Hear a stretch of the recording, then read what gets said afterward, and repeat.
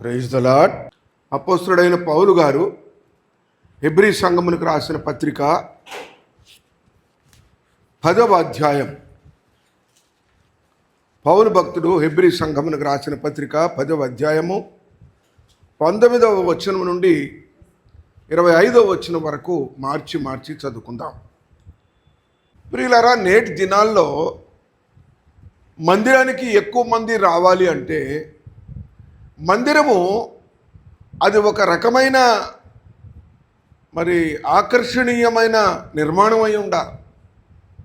పెద్ద మందిరం అయి ఉండాలి.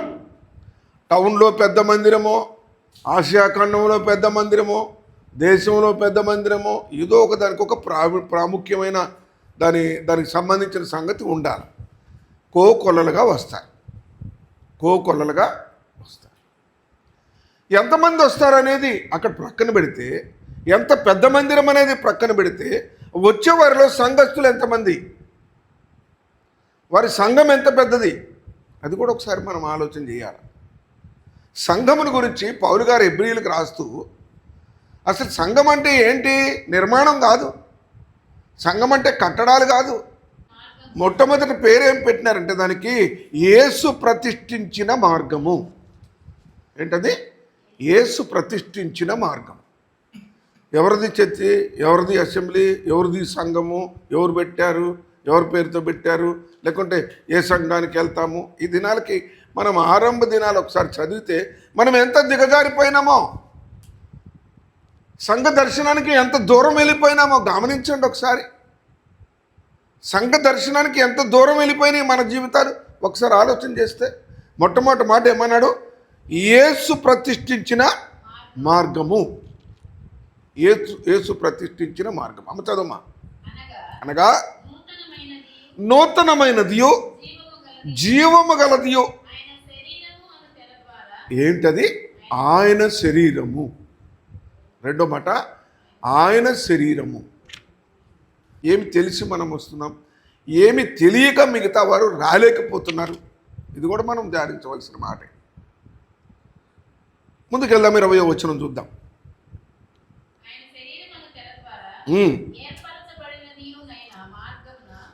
తెర ద్వారా, ఆయన శరీరమును తెర ద్వారా ఏర్పరచబడిన మార్గము.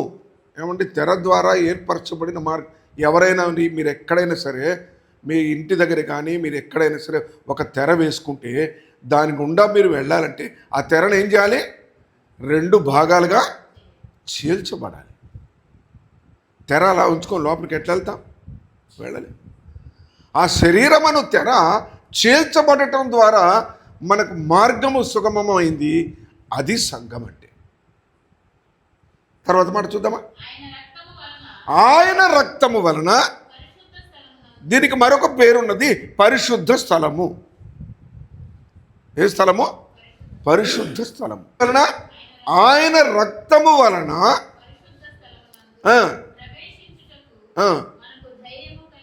మనం ధైర్యంగా వస్తున్నామా, అధైర్యంగా వస్తున్నామా, నిర్భయంగా వస్తున్నామా ఆలోచన చేస్తే అలవాటుగా వస్తున్నాం. మనకి ఎప్పుడు వచ్చినట్టే వచ్చేస్తాం. అలాగ వచ్చేయటం, కూర్చోవడం, అలాగే వెళ్ళిపోవటం, అంతే అలవాటు అయిపోయింది మనకి. కానీ ఇక్కడ ఏమంటారంటే ధైర్యం ఉండాలంటే, లోపలికి రావాలంటే ధైర్యం ఉండాలి. ఎందుకు ధైర్యం ఉండాలి? am I deserved? ప్రభా, నేను అర్హుడినేనా? నేను రాగలనా? నేను ప్రవేశించవచ్చా? నేను నీ సన్నిధిలో కూర్చోవచ్చా? ఒకసారి మనస్సాక్షి ఆలోచించుకుంటే ఈ లోపలికి రావాలంటే ధైర్యం కావాలి. ఏం కావాలా? ధైర్యం కావాలి. తర్వాత వచ్చిన చూద్దామా? ఇక్కడ ఇంకొక పేరు ఉంది. ఏమనేది? దేవుని ఇల్లు. ఇది దేవుని ఇల్లు. చాలా చక్కగా ఉన్నాయి. ఒక్క కొద్ది భాగాల్లోనే సంఘమును చాలా వివరించినాడు పరిశుద్ధాత్మ దేవుడు పౌలు భక్తుని ద్వారా హెబ్రీయులకు రాస్తున్నప్పుడు. దేవుని ఇంటి పైన మనకు ఒక అధికారి ఉన్నాడు. ఇక్కడ ఇది ఎవరంటారు? వచ్చి తిరిగే, ఇష్టం వచ్చినట్టు తిరిగే ఇల్లు కాదు ఇది. ఇంటి పైన ఒక అధికారి ఉన్నాడు.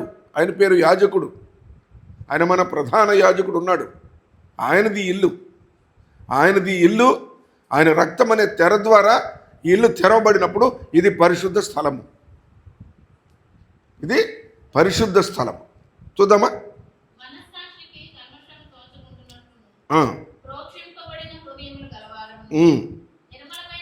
అమ్మ కొంచెం ముందుకు వెళ్దాం అమ్మా. 24వ వచనం చూద్దాం, తర్వాత మళ్ళీ ఇక్కడికి వద్దాం. కొందరు మానుకొనుచున్నట్టుగా, ఇక్కడ కూడటము అనే దగ్గరికి వచ్చేసరికి మరొక పేరు ఏమంటున్నారంటే సమాజము. ఏంటది? సమాజము. ఈ సమాజము గురించి అనేక సార్లు ఇశ్రాయేలీలతో మాట్లాడుతూ వచ్చినప్పుడు ఏమన్నారంటే, ఎవరు కూడా ఇంటి దగ్గర మిగలకూడదు, ఎవరు కూడా ఇళ్ళ దగ్గర మిగలకూడదు. దాని పేరు సర్వ సమాజము. దాని పేరు సర్వ సమాజం. దేవుడైన యెహోవా అనేక సార్లు వారికి చెప్పాడు, మీరు సర్వ సమాజంగా కూడాలా. కొందరు వస్తారు, కొందరు రారు, కుదరదు. భార్యలతోనూ పిల్లలతోనూ కుటుంబాలుగా వారు కనబడాలని ఆ నియమం ఉండేది ఒకప్పుడు. నేటికి ఏమైపోయింది అది? ఒకరు వస్తే ఒకరు రారు, ఒక కుటుంబం వస్తే ఇంకొక కుటుంబం రాదు. చదువుమా. చాలమ్మా. ఇక్కడ కొన్ని బాధ్యతలు మనకు చెప్తా ఉన్నాడు. సంఘము రోజు రోజుకి ఏమవుతుంది? చివరికి ప్రభువు రాకడ రాబోయేటప్పటికల్లా మిగిలేదెంత? ప్రభు రాకడ 25వ తారీఖున వస్తాడు, 30వ తారీఖున వస్తాడు అని అనౌన్స్ చేస్తే అందరూ వస్తారు, పర్లేదు. చేసేది ఎవరు? తెలిసేది ఎవరికి? చేసేది ఎవరు? తెలిసేది ఎవరికి? ఎవరికి తెలియపరిచే సంగతి కాదు కదా అది. మరి కానప్పుడు ఆ దినాన నీవు నేను ఉంటామో లేదో ఇక్కడ జ్ఞాపకం చేసుకోవాల్సిన అవసరం ఉంది. చూడండి, మొదటి నుంచి మళ్ళీ ఒకసారి చూద్దాం. 19 నుంచి. యేసు మన కొరకు ప్రతిష్ఠించిన మార్గము, the holiest place by the blood of Jesus. అందుకే ఏమంటాడంటే అపోస్తుల కార్యములు 20వ అధ్యాయం 28వ వచనంలో ఏమంటాడంటే, దేవుడు ఎలా సంపాదించాడు ఈ సంఘాన్ని? ఏమిచ్చి సంపాదించాడు? ఎంత ఖర్చు పెట్టి సంపాదించాడు? ఎంత ప్రయాసపడి సంపాదించాడు? రాయబడుతూ ఉంది. చదవండి. తన స్వరక్తం ఇచ్చి సంపాదించిన తన సంఘము. అంతవరకు చాలు. ఎవరు ప్రయాసపడ్డది? ఎవరు కష్టపడ్డది? తన స్వరక్తం ఇచ్చి కోడెలతో, మేకలతో, గొర్రెలతో, పావురాల రక్తంతో సంపాదించిన సంఘాన్ని. ఇశ్రాయేలు సమాజానికి సంఘానికి చాలా వ్యత్యాసం ఉంది, చాలా వ్యత్యాసం ఉంది, గమనించాలి. యేసుక్రీస్తు ప్రభు దేహం అనే తన యొక్క శరీరం అనే ఆ తెరని చింపి మనకి ప్రవేశం ఇచ్చిన ఆ సంఘం ఎంత ప్రత్యేకమైనదంటే ఆనాడు సమాజంగా కూడుకున్నంత సులభమైంది కాదు. ప్రకటన గ్రంథంలో ఈ మాటను వారు జ్ఞాపకం చేస్తున్నారు. 5వ అధ్యాయం 9వ వచనంలో, సంఘాన్ని నువ్వు తీసుకొచ్చావా పరలోకానికి, ఈ సంఘం పరలోకాలకు వచ్చింది, నువ్వు సంపాదించుకొని వచ్చావు అని చెప్పి వారు ఆరాధిస్తున్నారు. చూడండి, ఆ పెద్దలు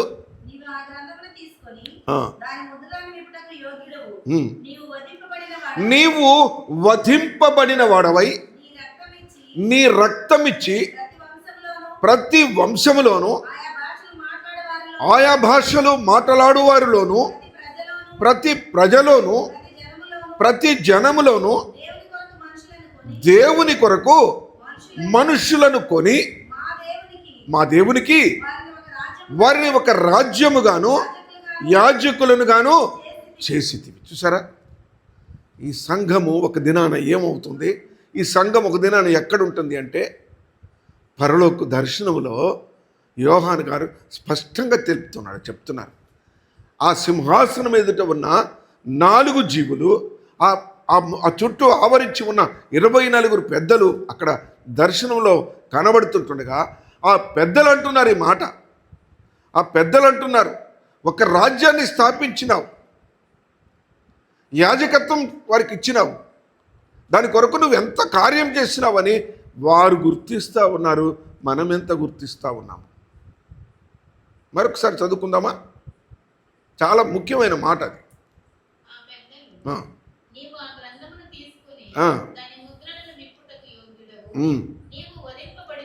అక్కడి నుంచి ముఖ్యమైన మాట మన కాంటెక్స్ట్కి తగ్గట్టుగా చదవాలి. నీవు వధింపబడిన వాడవై నీ రక్తం ఇచ్చి ప్రతి వంశంలోనూ ఆయా భాషలో మాట్లాడు వారిలోనూ ప్రతి ప్రజలోనూ ప్రతి జనములోనూ దేవుని కొరకు కొనుక్కున్నాడట. రక్తం ఇచ్చి కొనబడ్డ ప్రజలం మనం. ఇక్కడ మనం గుర్తించలేకపోతే అక్కడ మిస్గా అట్లా అక్కడ 24 పెద్దలు ఎంత స్పష్టంగా మాట్లాడుతున్నారు.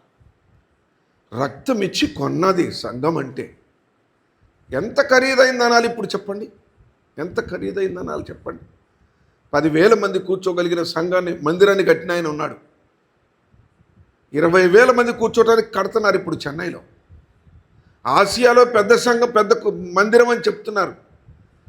ఎంత పెద్ద మందిరం కట్టినవయ్యా అని అడిగితే అతను ఏమని చెప్పగలరంటే మనకి, అయ్యా 10 కోట్లో 20 కోట్లో లక్షలో పెట్టానని చెప్పగలరు ఖరీదు. కానీ ప్రభు ఏమంటున్నాడంటే సంఘము గురించి పరిశుద్ధాత్మదేవుడు ఏమంటున్నాడంటే దాన్ని కొన్నది రక్తముతో. దేంతో? రక్తముతో. చూద్దామా, ముందుకెళ్దామా? అమ్మా అక్కర్లేదమ్మా, ఇక్కడ మొదటికి వద్దాం మరలా.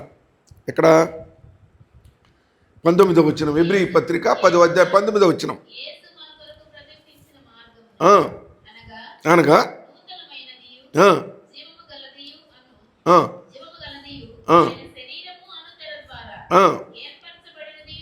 ఏర్పరచబడినదియునైనా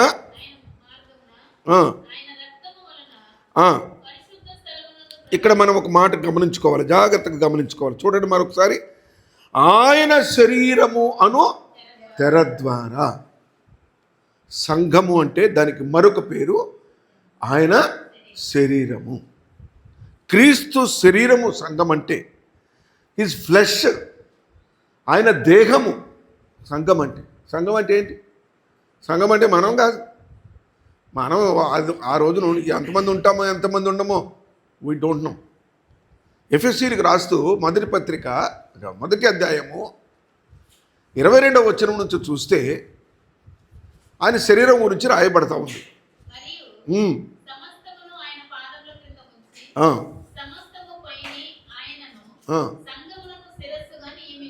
ఆయనని శిరస్సుగా నియమించినాడమ్మా. ఆయన శిరస్సు ఎట్లయినాడు? మొండం లేకుండా తల ఉంటుందా? తల లేకుండా మొండం ఉంటుందా? ఆయన శిరస్సుగా ఉన్నాడు. అది సంఘము, ఆయన శరీరం. మనం దేన్ని గౌరవిస్తున్నాం? ఇక్కడ దేన్ని గౌరవిస్తున్నాం? మనుషుల్ని గౌరవించుకుంటున్నాం. మంచిదే, సంతోషం. మనుషుల్ని ఆనర్ చేస్తున్నాం, చాలా మంచిదే. స్థలాన్ని ప్రేమిస్తున్నాం, మంచిదే. కానీ సంఘం యొక్క మర్మము సంపూర్తిగా తెలియనప్పుడు సంఘ ప్రార్థనకి ఎవరు రాగలరు? ఎందుకు రాగలరు? రాలేరు. వారికి అది వివరించబడాల్సిందే, వారికి అది తెలియపరచబడాల్సిందే. అది తెలిసినప్పుడు రాకుండా ఎలా ఉండగలం? చదువుమా, 23వ వచనం చదువుమా. ఆ సంఘము ఆయన శరీరము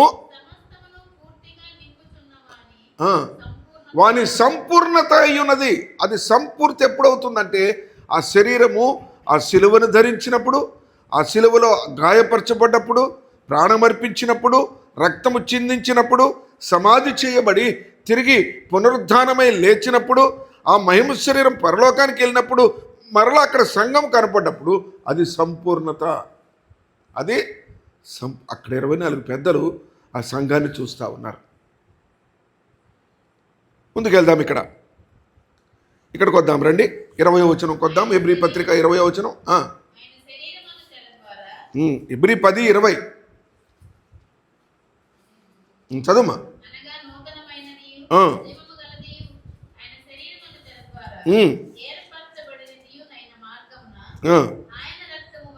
ఆయన రక్తము వలన ఇదేమైంది? పరిశుద్ధ స్థలము అయినది.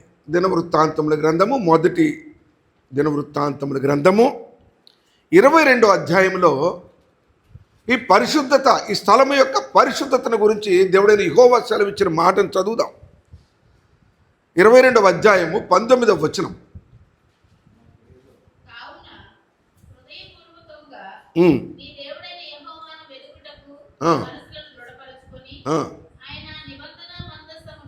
ఆయన నిబంధన మందసమును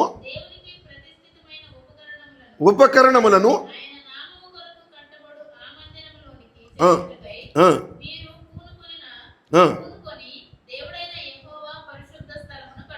దేవుడైన యెహోవా పరిశుద్ధ స్థలమును కట్టుడి.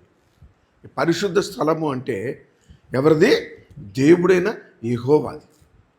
ఆ దేవుడైన యెహోవాది అయినప్పుడు ఆ పరిశుద్ధ స్థలం యొక్క ప్రత్యేకత ఏంటి? అక్కడున్న ప్రతి ఉపకరణము పరిశుద్ధమైనది. ప్రతి అడుగు, ప్రతి అంగుళము, ప్రతి స్థలము పరిశుద్ధమైనది. ఈ తలంపు కలిగి ఉన్నప్పుడు ఏమవుద్దంటే, సంఘముగా కూడుకోవడం అనగానే మనలో ఒక ఉత్సాహం ఉంటుంది, ఒక సంతోషం కలుగుతుంది. వెళ్ళాలా. ఎందుకంటే నేను ఇవాళ మిస్ అయితే మరి వాళ్ళు ఏం మిస్ అవుతానో అనే భయం ఉంటుంది కదా. చూద్దాము, ముందుకెళ్దామా? 21వ వచనం చూద్దాం. హెబ్రీ పత్రిక 10:21.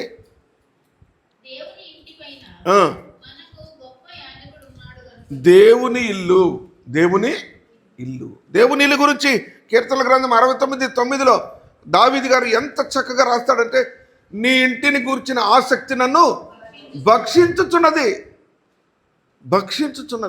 ఎంత ఆసక్తి ఉన్నదంటే, పాపం కట్టలేకపోయినాడు మందిరం, కానీ వారు సమాజముగా కూడుకున్నారు, దాన్ని చూడడానికే ఇష్టపడ్డాడు. కనుక ప్రియులరా, సంఘము నిర్మాణం కాదు. సంఘము అంటే మరి ఆకాశ హర్మ్యాలు కావు, పెద్ద ఏమంటారు వాటిని, శ్రైన్స్ అంటారు, ఏదో అంటారు, అవి కాదు. సంఘం అంటే యేసు క్రీస్తు యొక్క శరీరము, రెండుగా చేల్చబడిన ఆయన దేహము, ఆయన స్వరక్తం ఇచ్చి కొనబడిన విలువైన సంఘం అంటే. దాని 24 పెద్దలు ఎంత చక్కగా జ్ఞాపకం చేస్తున్నారు, గమనించాలి మనం. చూద్దాము, మరొక మాట కూడా ఇక్కడ చాలా ముఖ్యమైన మాట ఉన్నది. చూద్దాం రండి. 22వ వచనం.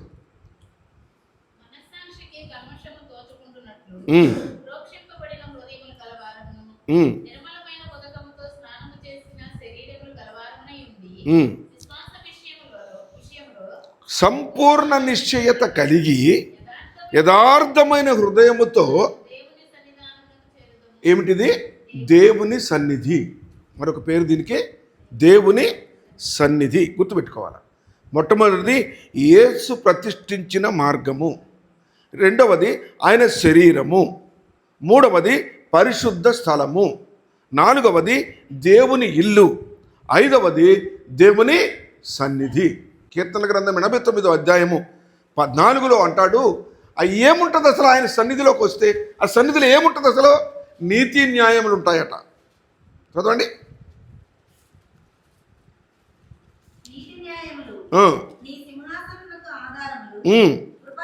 కృపాసత్యములు నీ సన్నిధాన వర్తులు. ఇక్కడికి వస్తే నీతి, న్యాయము, కృప, సత్యము దొరుకుతుంది మనకి. What a greatest blessing it is. ఎక్కడికి వెళ్ళి మనం అది పొందలేము. ఎంతో ఆకర్షణీయమైన కార్యక్రమాలు జరుగుతాయి కొన్ని సంఘాలకు వెళ్తే. అసలు అంతా చక్కగా, అసలు దాన్ని ఏమంటారు, ఎంటర్టైన్మెంట్ ఉంటుంది. అది కాదు సంఘం అంటే. అక్కడ ఏముంటుందట? ఆయన సన్నిధి అనే మాటలో దాగి ఉన్న మర్మం ఏమంటే, నీతి, న్యాయము, కృప, సత్యము, ఆ వీటితోటి ఏర్పాటు చేయబడ్డ ఆ ఇన్విజిబుల్ సీట్, ఆ సింహాసనం ఉంటుంది ఇక్కడ. ఇన్ని విషయాలు తెలిస్తే ఎంత ప్రేమించగలమో మందిరాన్ని, ఎంత ప్రేమించగలమో సంఘాన్ని. ఈ విషయాలని తెలియక కొన్నిసార్లు మిస్ అవుతూ ఉంటాం. అందుకని ఏమంటారు ఇక్కడ, మరి చివరలో మనం చదివిన భాగంలో చివరలో ఏమంటాడంటే, కొందరు మానుకొనుచున్నట్టుగా మానొద్దు అంటాడమ్మా. తెస్సలోనికీయులకు రాసిన మొదటి పత్రికలో 5వ అధ్యాయం 11వ వచనంలో, మీరిప్పుడు చేయుచున్నట్టుగానే ఒకనికొకడు ఆదరించి, ఒకనికొకడు క్షేమాభివృద్ధి కలిగి. ఎవరు రాలేకపోయినా వారి క్షేమం మనకు అవసరం, ఎవరు రాలేకపోయినా వారి యోగక్షేమాలు మనకు అవసరం. ఒకరికొకరంటే మన ఎదురుగుండేవారే కాదు, మనతో వచ్చిన వారే కాదు, మన సంఘం ఎంత పెద్దదైనా సరే, అందులో ఏ కొద్ది మంది వచ్చినా సరే సంఘము కావాలి మనకి. సంఘంలో విశ్వాసులు ఎలాగ ఉండాలా క్లుప్తంగా ముగిస్తాను నేను ఈ మాటని వివరించడానికి సమయం సరిపోదు. చూడండి, ఆ సంగతిని 22వ వచనంలో ఎంత క్లారిటీగా, ఎంత నీట్గా రాయబడి ఉంది. 22వ వచనం చూడండి. మనస్సాక్షికి కల్మషము తోచకుండునట్లు అనగా మారు మనసు పొందిన అనుభవము. దాని అర్థం మారు మనసు పొందిన అనుభవము. రెండో మాట, ఉదకముతో నిర్మలమైన ఉదకముతో స్నానం అనగా బాప్తిస్మ అనుభవము. విశ్వాస విషయములో సంపూర్ణ నిశ్చయత. ప్రభు నా కొరకు మరణించినాడు, ప్రభు నా కొరకు మరలా రాబోతున్నాడు అనే ఒక నిశ్చయత, ఒక నిరీక్షణలో నిశ్చయత ఉండాల. అది సంఘం అంటే. సంఘం అంటే ఎంతసేపు దేవుని ఇల్లు, దేవుని నిర్మాణము, దేవుని కట్టడము, దేవుని రక్తం కాదు. What about our self. మన గురించి కూడా రాసేసాడు ఒక వచనంలో. తర్వాత మాడుతుందమ్మా.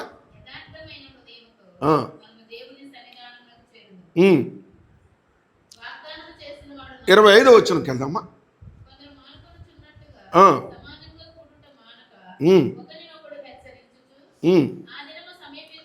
ఆ దినము సమీపించుట మీరు చూచిన కొలది మరి ఎక్కువగా